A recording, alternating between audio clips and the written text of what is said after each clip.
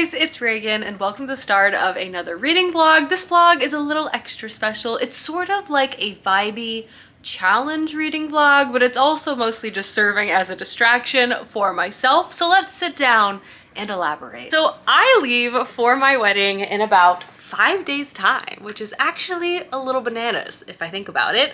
And I'm honestly feeling a little stressed, a little anxious, not because I think anything is gonna go wrong necessarily, but there's just still a lot of moving parts. It's a destination wedding. Once I get there, I know everything will be okay. And the funny part is, once this video is live, because I'm currently filming and pre-filming to have videos go live while I'm on my honeymoon, I'll probably already be married. So I'm sure everything's fine, future Reagan, right? Right? So I thought, you know, let's do something to distract myself a bit because I could use a bit of distraction. And the thing that has been on my mind outside of my wedding is fall and how excited I am for fall, how excited I am for the vibes, for the books, just the whole experience. So I've decided to do a bit of a 48-hour sort of read-a-thon of 3 fall reads, fall leaning reads that I feel like are just going to be a great vibe all around. So without further ado, let's chat through the books. Here is my stack of books I feel like are going to be a perfect fall lineup. First, we have Spells for Forgetting by Adrienne Young. This is set during the fall season in this really small coastal town. We follow our main character, Emery, who 14 years prior, her best friend died and her boyfriend was like accused of the crime. Now, in present day, 14 years later, her old boyfriend, August, like comes back to the small town and everything sort of unravels from there. I've heard good things. I feel like it's going to be vibey. And then I also want to read House with Good Bones by T. Kingfisher. This is T. Kingfisher's horror book. And I love T. Kingfisher's writing so much. And while horror can be scary, T. Kingfisher's writing tends to be really cozy and endearing. So I'm kind of hoping it sort of has that mix, but we will see. This is a haunted house tale. And then lastly, we have Deadly Education by Naomi Novik. The premise of this book is dangerous magic school. Any type of magic school setting is always going to give me fall vibes. So these are the 3 books I hope to either finish or get a really good way through. Fall atmosphere all around, which is exactly what we need. Mentioned, I think I'm going to start with Spells for Forgetting by Adrienne Young. I feel like because this has what feels like maybe a thriller-esque, like small town gossip thrillery mystery elements to it. I feel like it could be a pretty quick read, and I love small town stories, so I'm looking forward to this one. I'm also trying to convince Clay to go get a sweet treat, because what doesn't solve stress more than sweet treats? There we go. Welcome to the 48-hour fall vibes read-a-thon reading vlog. Alrighty, it's time to light the inaugural fall candle of this vlog. Pumpkin vanilla. We are also gonna be starting my book, Spells for Forgetting. And I did convince Clay, in fact, to get a sweet treat. So we have a latte. So we have everything we need. All I need to do is put my faux fireplace on and we're just gonna vibe right here. Hello friends, great news. I've already read 75 pages of Spells for Forgetting and this book is a vibe. And also this book is such a fall read and giving me like such a strong desire to just be in Vermont or the Pacific Northwest during the fall. Like the ability that the author is able to capture the feeling of like a cold, chilly autumn day, leaves crunching underneath your feet. Like the atmosphere is a 10 out of 10 in this book. And the plot is really pulling me through the pages. It's rather melodramatic and intriguing, but like, let me tell you a bit more about this book. So as I said, this book takes place on this really small town, which is an island, which is off the coast of Seattle. It's called like Sarcee, I want to say. Before the start of the story, 14 years prior to be exact, there was a tragic death of a young girl on this island. Her name was Lily, and she was thought to be murdered. She was the best friend of our main character named Emery, who as a teenager always dreamed of leaving the island and kind of setting out in the world with the love of her life named August, who she was dating at the time. But everyone in the town thinks that August killed Lily, her best friend. And from there, August and his mother like flees back to the mainland. And then fast forward 14 years later, we see Emery, our main character, working in the tea shop that her family has kind of had for generations, never having really left the island. And she wakes up to what she feels like is a strong omen when all the leaves on the island turned at once. And she knows something is like in the air. And August comes back to Sarcee for the first time in 14 years to basically settle some things from the past, if you will. This book has a lot going for it. First off, as I mentioned, it's very melodramatic in its tone. Like, Emery is in her feels and has been in her feels for 14 years, understandably. Her best friend died, the love of her life left. Everyone thinks the love of her life killed her best friend, and she doesn't really know what to do, and she hasn't seen him in 14 years, and she's just trying to move on with her life. And that's kind of what she's been doing. The small town vibes are at a all-time high. I mean, everyone knows everybody's business. They're also not too kind to outsiders, and there's also this hint of like magic that sort of dusts everything. This book has, like, I would truly say, like a dash of fantasy. It's kind of like the land and the people that are from this island just have a deeper connection with some type of nature calling, very sort of witchy sort of vibes, but it's not like overtly witchy, if you know what I mean, more like a dash of witchy. And then the cool thing about this book too is we're actually reading from both August and Emery's point of view. We are learning about their perspective and interpretation of things, and we're also jumping forward and back in time. We're reading chapters in present day, but also jumping in the past before the tragic fire and death of Lily. So we're just, as the reader, like trying to piece all of these things together, because we don't really know, one, what happened, neither do our main characters, or so we know so far. Because one, outside of this like angsty sort of recrossing paths of two people with a very complicated history, the small town setting, there is sort of this like reopening of this wound in this community. And I think we're going to try to figure out what really happened on that fateful night to Lily and the fire that impacted the town. There's also like other dramatic factors and like people behind the scenes that could be connected to this. There's just like a lot of things happening. There's lots of secrets being kept. People aren't being honest, even within the family, and all of this stuff. So it just has this like heavy layer of ambiance and drama, and the vibes are so fall, and there's so many longing looks. There's just like a lot happening, but it's like working for me, you know what I mean? And I'm reading it very, very quickly because I want to know what happened. What happened 14 years ago? I gotta know. Everyone is so brooding, understandably, but like, I don't know if anyone's ever been happy. I also just like love a cold ocean setting, and this book has that. I feel like it has a lot of ambiance and intrigue that's really capturing my attention. So I'm gonna read more now. I feel like I'm gonna easily fly through this book. It's like a good mix of like thriller, small town drama, a little bit of fantasy.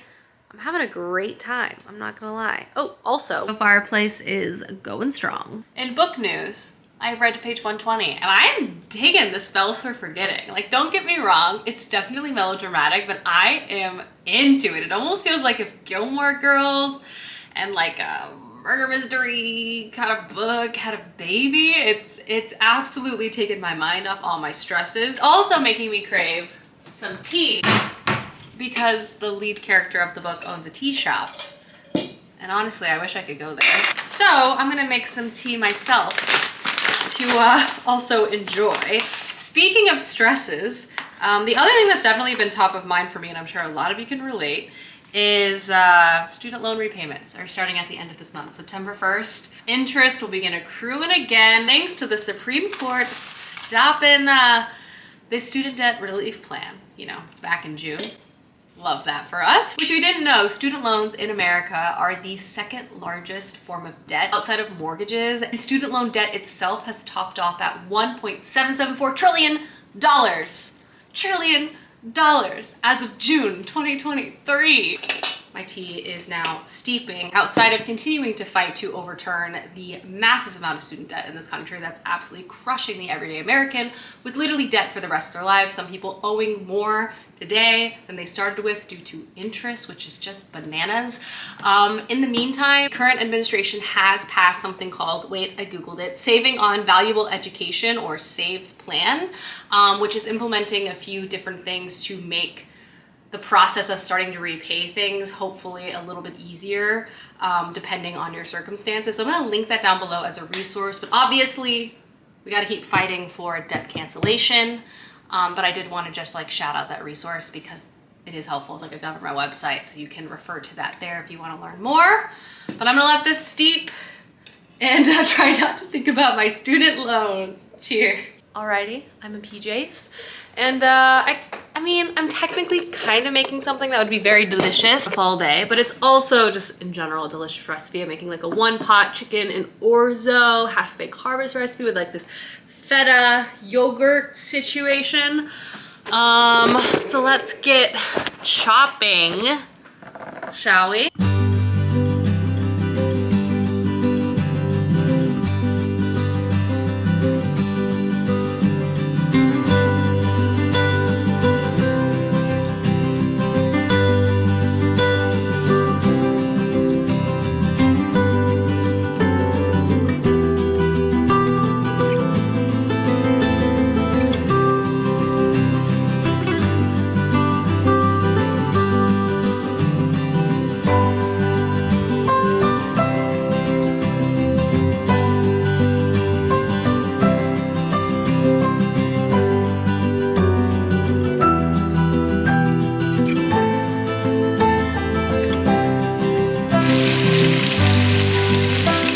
This looked prettier when I took it out of the oven, but this should be delicious. We got lots of broccoli and orzo and chicken, and then I also made this creamy feta sauce situation to put on top. So I'm gonna make myself a bowl, and then Clay and I are gonna watch some documentaries, I think. I am taking a quick break from reading. I'm watching some Breakpoint with Clay. Hello, I am now in bed and I'm gonna get back to reading. I have read 150-ish pages of this book, and my goal is to get like over 2/3 of the way through tonight before I go to sleep.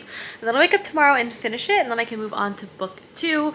I'm really liking this book. I feel like I read the first bit of this story very, very quickly. I feel like it has a lot of very engaging things about it. I would almost describe it as like Gilmore Girls meets small town thriller-esque story meets like fall witchy vibes. The atmosphere, the character dynamics are so over the top, and it has all the small town mechanics that I feel like work so well, especially in a story like this. I feel like the dual timelines makes it very engaging. It's like, I don't know who to trust, but it's not so intense like a thriller would be. Like, I can't trust the people I'm reading, but it's more so like people are hiding things, and the picture is so murky to me at the moment, but I'm so curious to know what happened 14 years ago, and also kind of like what's happening now. And the slow reveals and the little bit of like investigation has been very interesting too. And I also feel like the author has sold this very intense relationship between August and Emery very, very well. It's not just some fling from the past. It very much has this sense of like faded, one true love-esque vibes, like a wound that never closed, like that sort of situation. And I don't know, I feel like the author has sold it well, and I think part of the why it's so successful with that is kind of the atmosphere and mythos of this place kind of makes it feel like something more grand or more sweeping than maybe we would typically think of like high school romance, you know? But I'm just really enjoying the atmosphere. I'm engaged by the story. The pace of this book, I find myself like very compelled to keep reading it. I like that we're reading multiple perspectives. Obviously, August and Emery are our main characters, but we actually have characters of other members of the town too, which I like. I don't know, I have no idea where this book is going, but I'll tell you what, I want to know what's going to happen next. So I'm going to read now. I'm going to try to get, maybe to page like 250, 270 tonight, and then be able to wrap it up in the morning. Definitely a quick read. Definitely fall vibes, 100%. Good morning, friends. Good morning, Matilda. I'm in the home stretch of my book. We're gonna finish it right now. I'm rather hooked. I want to know how it ends. I want to know what in the world is going on. I finished and threw it. I finished the Spells for Forgetting, and I really liked this book. It was definitely not necessarily perfect, but I was entertained. I was rather entranced by the thriller plotline, and everything coming together was pretty interesting. The end was rather quick, and the wrap up of the end was rather quick, but I just think the concept, this island that's full of magic and history, and it's like pulling you in, and people are making all of these dark decisions, and there's like legacy and hatred, generational distrust between families, this like dramatic romance that seems faded between our two main characters, and lots of people lying in between. It was definitely vibey. I feel like my favorite part was just the ambiance, the atmosphere of the setting, and the thriller element. Like trying to piece together the mystery was interesting. I definitely would say I was entertained. I mean, I read 49 pages super fast.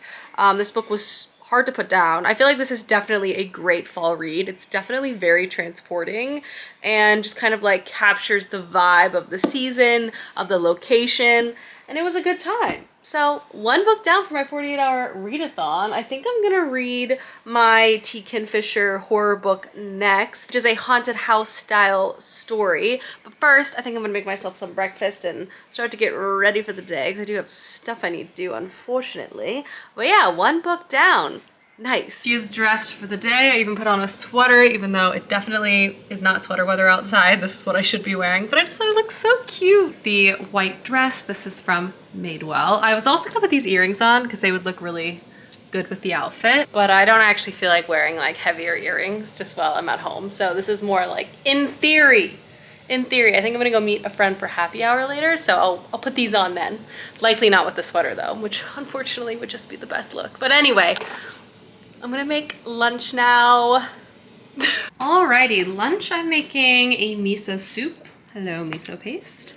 With some tofu and some mushrooms. I have learned while reading online, you actually dissolve the miso paste into the soup at the end after it like boils and finishes cooking. You should never boil your miso paste. I've done this in the past myself because I am an amateur. And then I'm also making some pot stickers, which I'm steaming and frying now. So hopefully those will be done soon. Quick dinner, quick lunch, tasty lunch, which we love to see. And lunch is served. This literally took like 15 minutes. So easy, so delicious. Unfortunately, I have not read anything so far since the last time I checked in.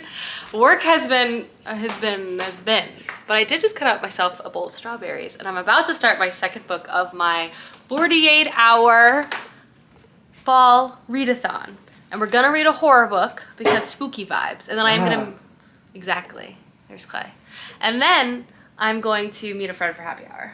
You're going to happy hour? I'm going to happy hour. Anyway, I'm finally gonna get some reading in. Alrighty, so the next book I'm about to start, and I feel like I'll be easily able to finish today, is A House with Good Bones by T. Kingfisher. It says Southern hospitality to die for, which we love. This book is set, as you would guess, in the South. And basically it opens up with our main character being told that something's wrong with mom, like her sibling reaches out. So she decides to travel back home and stay with her mom for a bit. And when she gets there, she also realizes that something is off with the house. Gone is like the warm and comforting home that she grew up in. Now everything is like sterile white, and her mother is jumping at everything, like she's very much on edge. She also finds like a jar of teeth in the backyard, and like things get spooky. So we're gonna start it. I think it's only just over 200 pages, so I feel like I should be able to finish this book with ease. I love T. Kingfisher's writing. We're removing the dust jacket. It's official. So I'm really looking forward to picking this book up. So let's get started. Hello, I read a quick 56 pages of A House with Good Bones.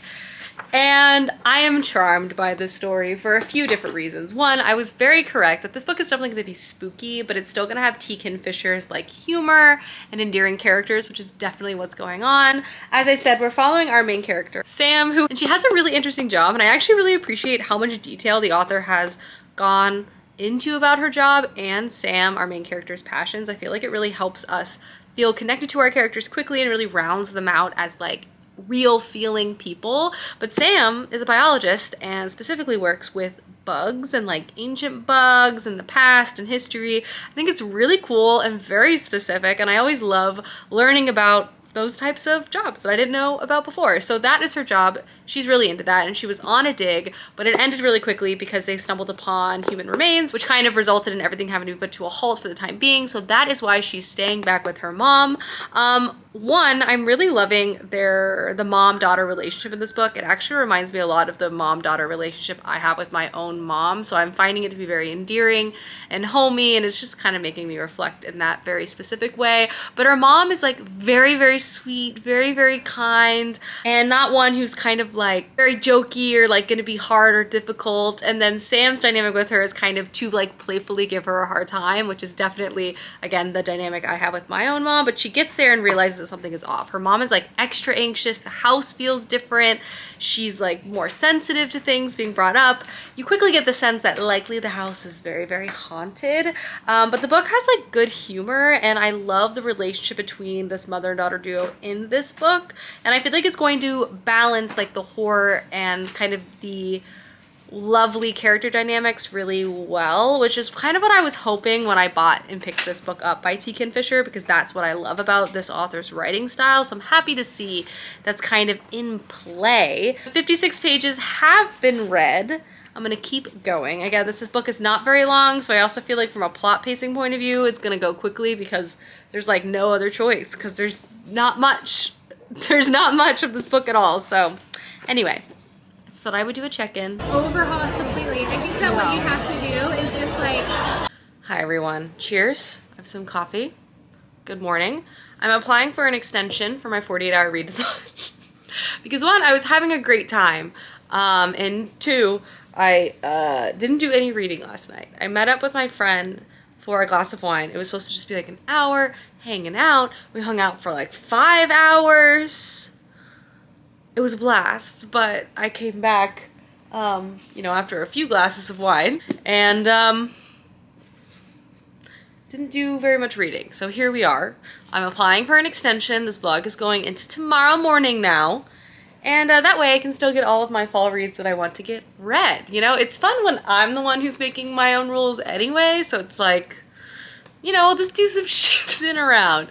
But I'm up and at 'em this morning, and I'm gonna read some more of A House with Good Bones. The only other plans I have today besides reading and doing a little bit of work is I am getting my nails done for, you know, the big day. So hopefully my nails will look snatched later on in this video and everyone will be like, wow, Reagan, your hands have never looked better. And I'll be so grateful. So, you know, but anyway, yeah, so that is my plan. I'm getting lunch with a different friend and we're getting our nails done. So that'll take up a portion of the afternoon. But other than that, reading is going to be happening today. We're gonna read a lot, and first up, we gotta finish A House with Good Bones, which I'm gonna try to do right now. Hello! I've read 150 pages of this book. I think I only have maybe 90 pages of this left. It reads really, really quickly. And honestly, I think I would almost describe this as like a cozy horror story, if that is even allowed to exist, because this book is definitely a haunted house tale and definitely spooky things are happening. Wait, actually pause. I need to show you Matilda before she stops doing what she's doing. LOL. Millie is relaxing on this Friday. But as I was saying, this book is a haunted house tale, but even all of the spooky stuff is interesting and spooky, but like it could definitely be scarier if it wanted to, but I think it's a choice. It's like, for me, I'm like almost liking that not anything is too scary, but the mystery and the intrigue around what is happening in this house is still like spooky and entertaining in itself. The other reasons why I think it's like more cozy leaning is like the relationship between our main character Sam and her mom is so endearing. There's also all of these like cute relationships being formed now that she's back. She gets to know her neighbor Gail a bit more, and there's just a lot of interesting like humor and camaraderie that's happening in this small town. There's also like maybe a romance that's kind of forming too, which again gives me like a little more like cozy small town vibes. So there's just like an interesting mix of things happening in this story, which I am liking. The other thing I will say too is I really like our main character's point of view. I like her humor. I like being in her head. In particular, I think it's interesting what the author is doing with the acceptance of the haunting. Our main character is a scientist. She's an entomologist. She has spent her whole life you know, being in science, being very rational, doing research, like explaining phenomenon through the lens of like discovery and science. So obviously our main character is being confronted with all of these very strange experiences, but we see her try to rationalize and understand it, also be concerned for her mother, who is clearly acting differently, but not really wanting to go there in terms of like, yeah, this is supernatural, this is magic, because obviously she's a very science thinking brain, like that can't be possible. That is an untrue thing that can occur. So the dissonance that exists in our main character for a variety of things I'm really appreciating. Also, I just love that our main character is an entomologist, is like T. Kingfisher, an entomologist. Like there's so much interesting bug knowledge, and I just feel like the inclusion of that is not only so specific, but like the passion our main character has around bugs. I don't even really like bugs that much, but like I love having characters that are like passionate about something, and I feel like the inclusion of it is really interesting, in particular because the garden and gardens are such a big part of kind of this house and story. So having our main character be a specialist on a specific part of a garden, and have bugs, which are typically a part of horror, like critters, especially swarming. So having our main character like love bugs and be a part of bugs, talking about bugs with other people, I think is a really cool add, and I just feel like really fleshes out our main character more. Main character is funny. Again, the dynamic between her and her mother, they just make me smile and laugh. So again, that kind of makes me feel like this book is like more cozy, while also having this really intriguing horror thriller mystery haunted house vibes. But it's a good mix, and it's kind of what I was anticipating from this author, because her books can be really dark, but her characters always add like a light, and I love them. And I just feel like she has such a good range of making compelling characters. Like, everyone feels so different. Anyway, I'm having a good time with this book, and I'm reading it again really fast, so I don't anticipate it being any issue for me to finish it today. And I will start my third book of this 48 hour in parentheses cozy fall read-a-thon vlog, which I'm so excited about. But yeah, this was a great pickup, and I feel like a great like kind of scary horror book for the other chickens out there like me but want like Halloween vibes, you know? Here is my OOTD to go get these nails done. Green dress, a little fruit shirt. Good news, I've also passed the 200 page mark of my book. Really on the home stretch. So when I return, I'm gonna start the third book of my little cozy fall read-a-thon vlog. Oh, and Clay made the bed. That looks nice.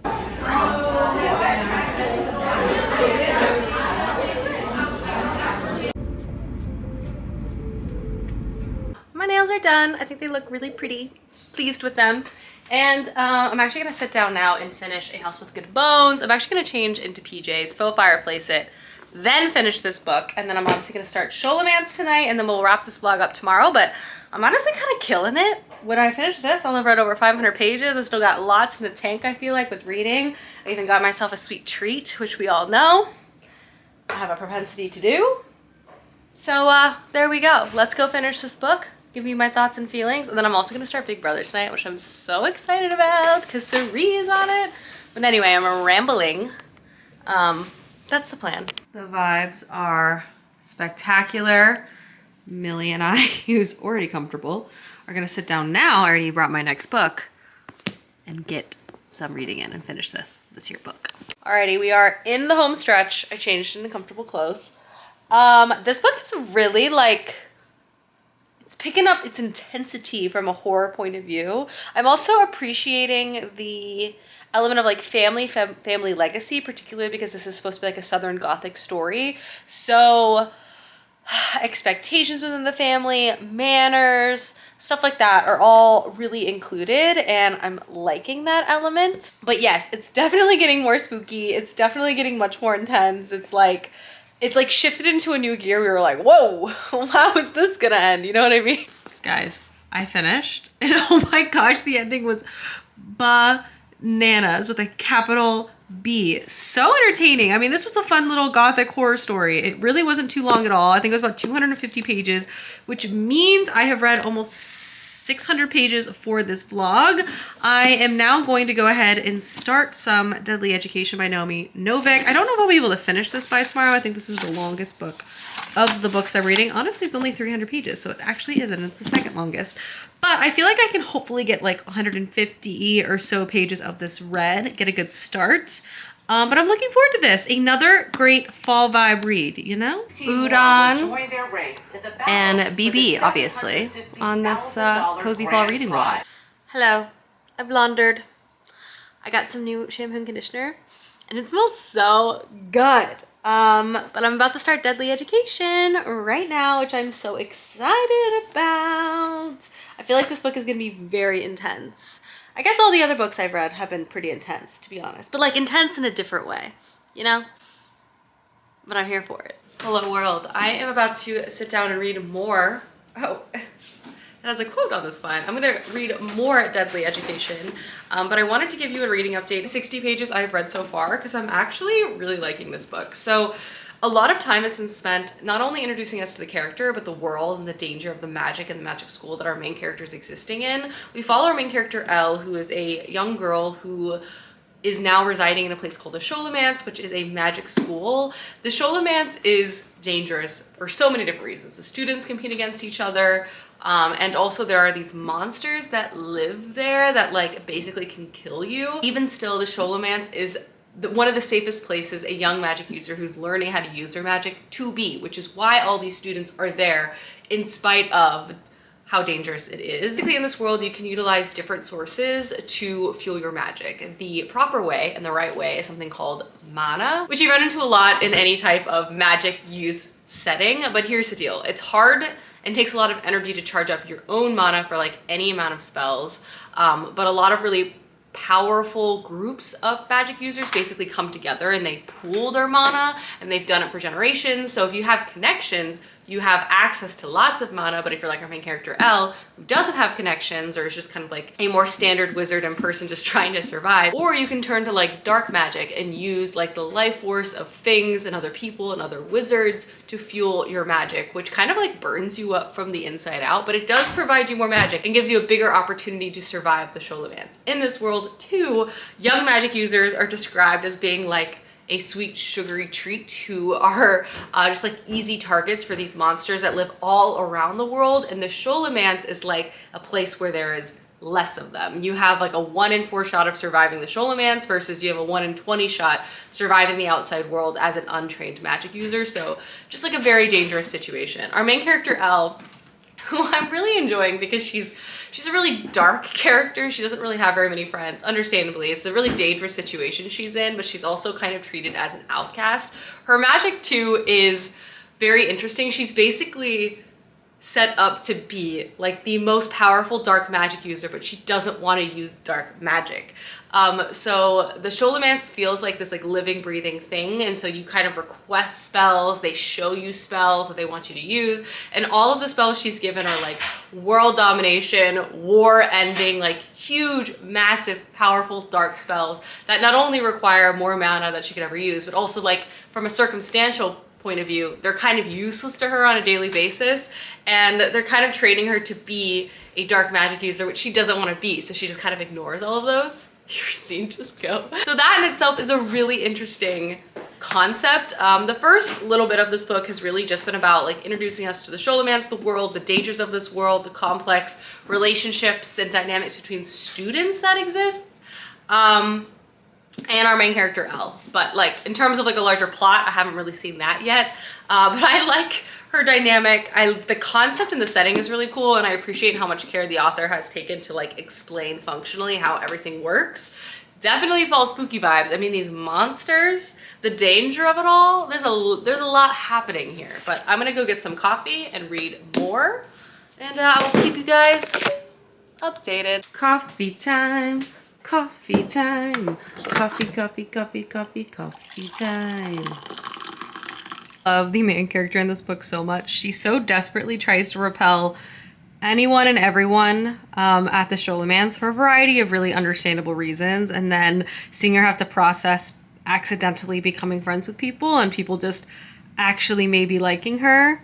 And obviously it's an interesting balance because so much of this book is like negotiating amongst the students. Like nothing really seemingly comes for free, especially when you make yourself a loner and is also treated as an outcast. So anyway, I just really like the main character Elle, and the school setting and just seeing how everything is sort of playing out is so interesting so far. Friends, let's wrap up this 48-hour fall time reading vlog. I actually read a lot of pages. Hold on, let me calculate the exact amount. All in all for this vlog, I was able to read about 750 pages, which I think is pretty dang good. I'm going to do a reverse order for wrapping up the books because I want to talk more about Deadly Education by Naomi Novik, which I've read 160 pages of.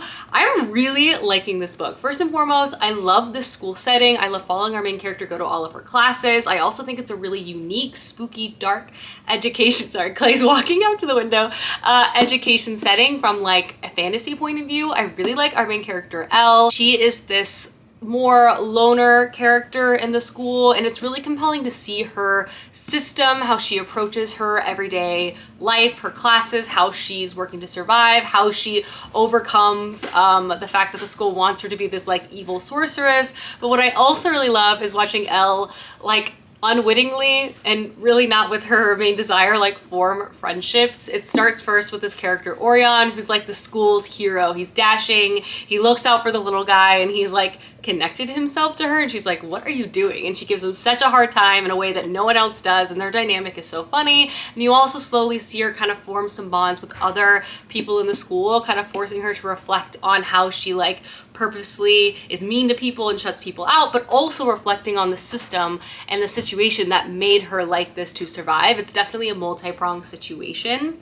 The writing style I'm also really liking. It's written kind of like stream of consciousness, which I think works really well. You definitely kind of have to pay attention. Everything's sort of just thrown at you, but again, I think it works well for the vibe. I'm really liking this book. I think the setting is compelling, the characters are compelling, the magic is compelling. It's really, really working for me. So I've read 150 pages of this. I obviously read the entirety of A House with Good Bones by T. Kinfisher, which was about 250 pages. This is a Southern Gothic horror story, a little bit cozy, a little bit spooky, great mother-daughter relationship, funny and endearing. Honestly, a really fast fall read. And then lastly, I read the entirety of Spells for Forgetting by Adrienne Young.